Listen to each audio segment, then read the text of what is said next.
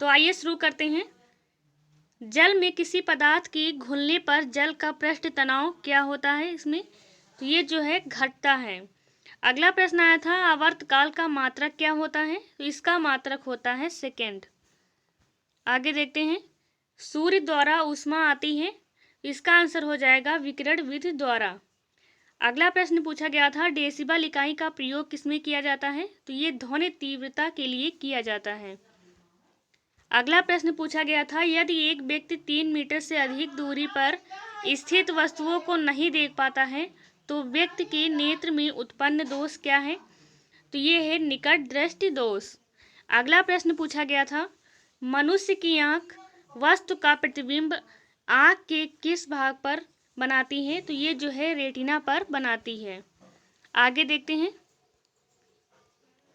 अगला प्रश्न है कार्बन परमाणु की प्रत्येक 2 संयोजकताओं की दिशाओं के बीच का कोण कितना होता है, तो ये 109.28 डिग्री होता है।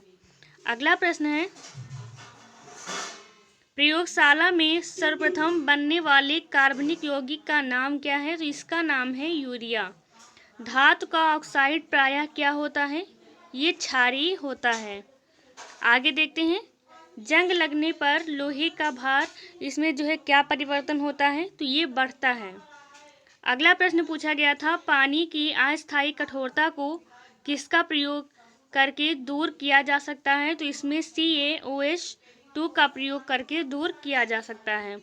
अगला प्रश्न आया था फास्फोरस को वायु में जलाने पर क्या होता है, तो ये ऑक्सीकरण होता है। आगे देखते हैं थर्मोप्लास्टिक वे हैं जो गर्म करने पर मुलायम हो जाता है। अगला प्रश्न आया था अभिक्रिया के वेग में कमी लाने वाले पदार्थ को क्या कहते हैं, इसे कहते हैं स्वप्रेरक। अगला प्रश्न पूछा गया था आइसोटोन क्या होते हैं, तो ये समान संख्या में न्यूट्रॉन होते हैं। बायोगैस का मुख्य घटक क्या है, तो इसका मुख्य घटक है मीथेन। आगे देखते हैं टेस्ला किसका मात्रक है, तो ये चुंबकीय क्षेत्र का मात्रक है। विद्युत बल्ब का फिलामेंट किससे बना होता है, ये टंगस्टन से बना होता है।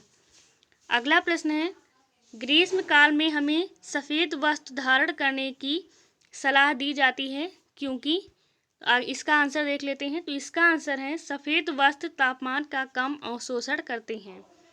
अगला प्रश्न है एक स्वस्थ मनुष्य के शरीर का ताप कितना होता है, इसका ताप होता है 37 डिग्री सेल्सियस।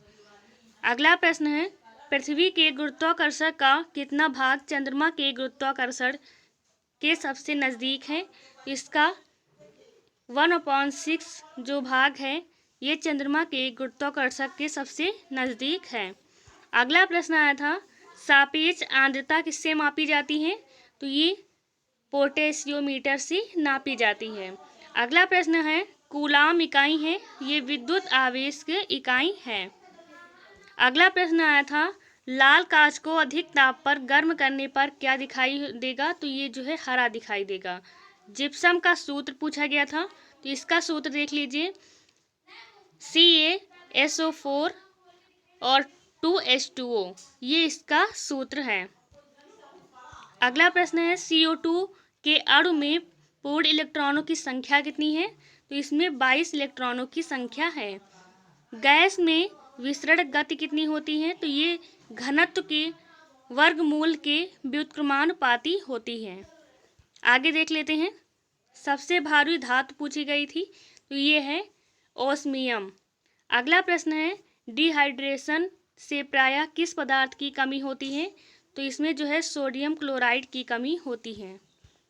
आगे देखते हैं दूध का pH मान क्या होता है, तो इसका मान होता है 6.6। प्राकृतिक गैस का प्राथमिक घटक क्या है, ये है मीथेन। अगला प्रश्न है क्लोरोफॉर्म का IUPAC नाम पूछा गया है, तो इसका नाम है ट्राइक्लोरोमेथेन। चूना पत्थर का रासायनिक नाम क्या है, तो इसका रासायनिक नाम है कैल्शियम कार्बोनेट। तांबा और टीन का मिश्रण क्या कहा जाता है, ये कांसा कहा जाता है। अगला प्रश्न है यदि समतल दर्पण को 10% घुमा दिया जाए तो परावर्तित किरण कितनी घूमेगी, तो ये 20 डिग्री घूमेगी। टेलीविज़न के पर्दे पर पूरे चित्र को क्या कहते हैं? इसे कहते हैं फ्रेम। अगला प्रश्न है, डायनेमो का कार्य पूछा गया है, तो इसका कार्य है यांत्रिक ऊर्जा को विद्युत ऊर्जा में बदलना। धारा की इकाई क्या होती है? इसकी इकाई होती है एम्पियर।